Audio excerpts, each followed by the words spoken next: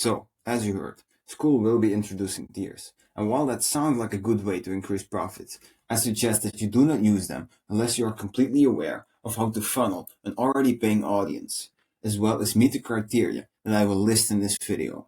The first thing you have to understand is why most free communities fail. I go more into detail on that in another video. However, the general idea is that people who are paying for a product don't want to be around the people who don't. And this is because the people who pay for a product are highly invested in the topic, while people who are not paying for a product often don't really care about the product or the topic. And this results in them bringing in trash. Now, if you are running a free to paid community funnel, you might be able to see the difference between the audience that joins each one. Most people just use their free community as a funnel and completely ignore it aside from that. If this is you, then tiers will absolutely destroy your business. This is because you will most likely try to get people to pay for a higher tier, and the only way to do that is by turning your paid community into another funnel. This results in people paying for a more expensive funnel. Let's say that you have a community which sells for $50 a month. Inside, the user gets courses, live group calls in which you answer their questions, and you answer their posts with Loom videos. Now, what most people would do is give the user more courses if they upgrade to a higher ticket plan, and if they choose a lower ticket plan, then they only get access to the community. Now, there are two things you have to keep in mind here if you want to introduce tiers. The first is that you have to identify the main selling point. For most creators, the main selling point is the course. This means that the courses should be included in every plan, and they should not be limited in amount based on a chosen plan. The other thing you have to keep in mind is the supply and demand equation. You should only sell something with limited supply inside of the higher ticket plan. A good example of this is your time.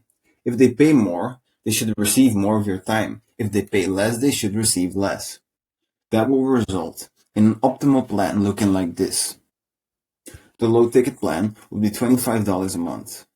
From this plan, the customer gets access to the community, complete access to all the courses, and access to group calls, but you don't answer their questions.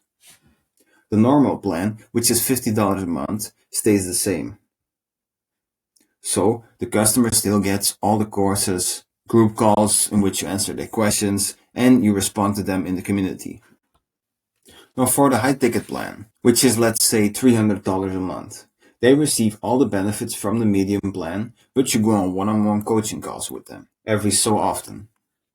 Another thing that this could get the customer, which relates to your time, is that you do something for them, like make a diet plan, or audit their business, or create an AI specifically for them that they can use as long as they pay for the higher ticket plan.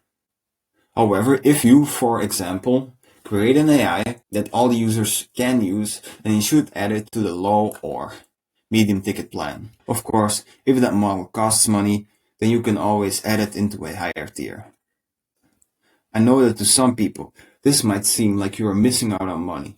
And if you only look at it in the short term, then yes, you are. However, if your goal is to build a business that actually provides value to the customer and has long-term sustainability, then you should implement the things I just mentioned in this video. If this video was helpful, then consider liking and subscribing. And if you're a content creator and you want me to help you in creating and scaling an info product, or you just want to know why I make these videos, then click the first link in the description.